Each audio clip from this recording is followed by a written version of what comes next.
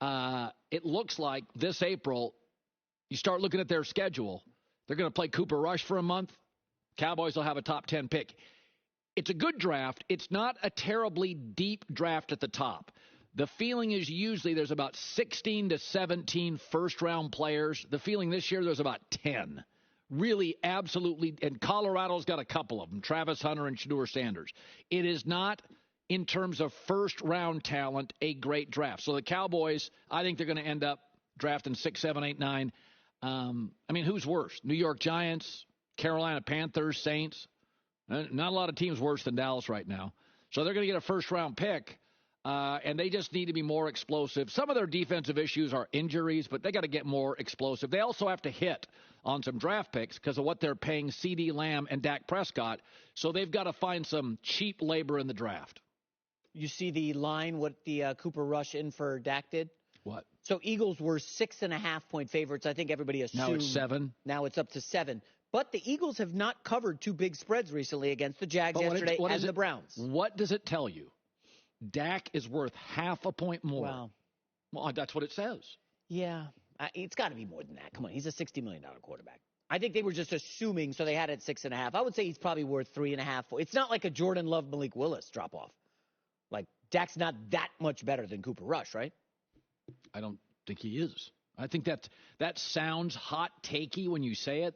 Vegas is all about the truth. Vegas doesn't care.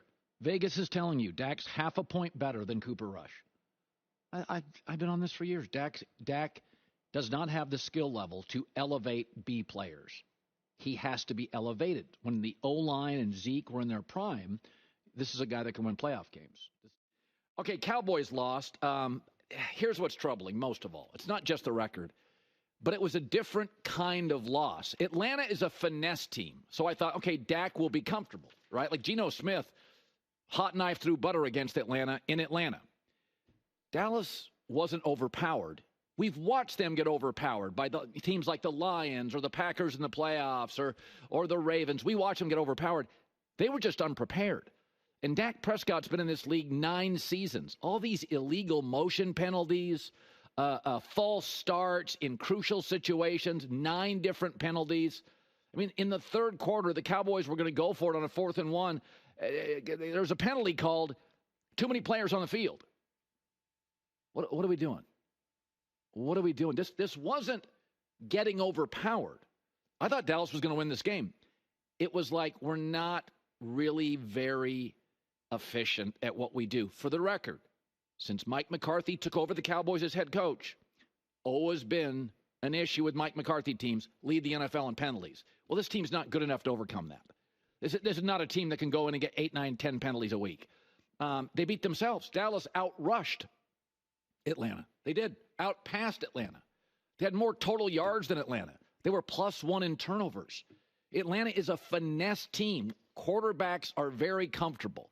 And you don't have to be a football expert. You're watching a coach throw a tablet, too many yellow flags, penalties in crucial situations. It's like Dallas won all the little battles. More yards, more rushing, more passing, and they lost the war. So it just feels like to me Dallas right now is an unmade bed of a franchise. The talent, the roster, the lack of leadership, and they're locked in. I mean, some teams are bad in this league, and you're like, well, they'll get the number 1 pick. They'll get a quarterback. I mean, somebody's going to get Shedeur Sanders at Colorado. Maybe a Cam Ward from Miami in college. Somebody's going to get Sam Darnold in the market. Like, you can turn things around in this league. That's why it's so much more popular, one of the many reasons, than the NBA or hockey or baseball. I mean, you can swing it from awful, the Houston Texans, to the playoffs in 1 year. You can do Washington, where you're a laughing stock of the league. Now you may win your division. You can do that in the NFL, but Dallas, because of what they're paying Dak, and because of Jerry Jones' ego and vanity and his unwillingness to let other sharp people in the building and make decisions over him, I think they're trapped. So you don't have to be a football expert. Just the penalties, the vibes around the Dallas Cowboys are absolutely terrible right now. Jerry Jones, who's kind of gotten into a wandering stage, just talking in circles, was very emotional after the loss. Well, the good news for Dallas, though, very hopeful, the facility tours are booked solid. So if you've ever wanted to watch a factory on fire, you go book the tours in Dallas. They have the third worst point differential in the NFC. Like, I said before this season, I said Philly and Washington are going to make the playoffs. Washington's going to be the surprise team. I said Dallas, you're going to see a slight regression with the Cowboys, and they may win 9 or 10. They won't make the playoffs. My bad. They may win 6. It's a bad football team. It's a poorly run team. It's from a quarterback perspective, it's sort of mediocre. I mean, I saw Dak go off and scramble yesterday, and it was like he was laboring the entire time. Like, this is a bad team that is trapped behind an average-ish quarterback with a massive contract for the next 4 years, and I do not know how they dig their way out of it. Colin right wrong in 45 minutes from now. That was... Again, you don't have to be a football expert. Dak at one point was caught saying on camera, "We suck," as he was on the sidelines. That's what the lip readers now, they make their money doing that. That's what they're saying. But, yeah, it's bad. Yeah, that's it. Lip readers got it right. He's saying we blanking suck. They do. It's a bad football team. Brock Purdy alone rushed for more yards than the Dallas Cowboys. They are a poorly constructed football operation. Their defense, only the Carolina Panthers have a worse defense in the NFL. Hey, but Dak got the bag again. Good luck with that. I think the Dallas Cowboys immediately have to consider being sellers at the deadline. Their schedule gets even harder. It's time for a rebuild. They do nothing well. A rebuild starting with a kicker. I like him. He didn't even show up. He had jury duty. He's still good. Like the kicker. But this is a really bad football team. And the next 4 games are against the Falcons and the Eagles and the Texans and the Commanders. And all of those teams won yesterday. And all those teams now are playing really good football.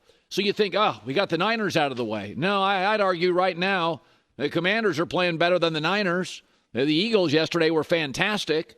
I mean, the Texans, say what you want about the Texans, but when they're healthy, they're really good. In Atlanta, they're going to win their division. I mean, here's what makes it worse. Dallas now 3-4. San Francisco was down like 4 or 5 high-end starters. They were on their 3rd running back. They're on their 3rd kicker.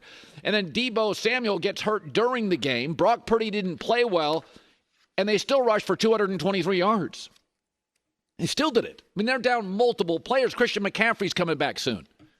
Juwan Jennings coming back soon. They're getting guys back. So off a bye, Dallas showed a little bit of life in the first half. But then it went to the second half, and the Cowboys' first 3 second-half drives. Listen to this. Pick, 3 and out, 3 and out. And the Niners, with the better coach making adjustments, their first 3 possessions in the second half, touchdown, touchdown, touchdown. They outgained the Cowboys just in the 3rd quarter, almost 10-1.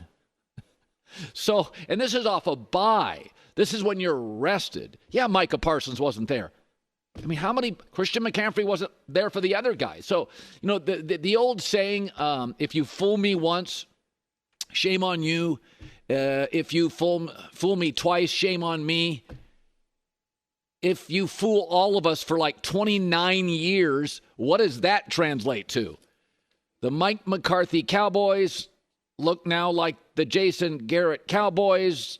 That looked like the Wade Phillips Cowboys. That looked like the Chan Gailey Cowboys. I mean, outside of Boeing, has any major brand fallen harder and faster in the last 12 months than the Dallas Cowboys? I just don't get it. The schedule's getting tougher. Dak against the better teams can't play. I think you have to sell it. I think you have to keep the kicker, keep CeeDee Lamb. I guess you keep Dak and just move parts. Trade deadline's coming up. A lot of people would go for Micah Parsons. A lot of people would. DeMarcus Lawrence, one of the corners. Maybe your tight end. I mean, you're a mile away from Detroit.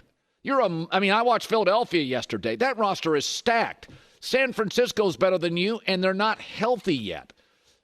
Kansas City's and Buffalo's and Baltimore's and Houston's. And the Chargers looked good yesterday. This roster is not top 10. I'm not sure if it's top 15 in the league. I think you got to sell it.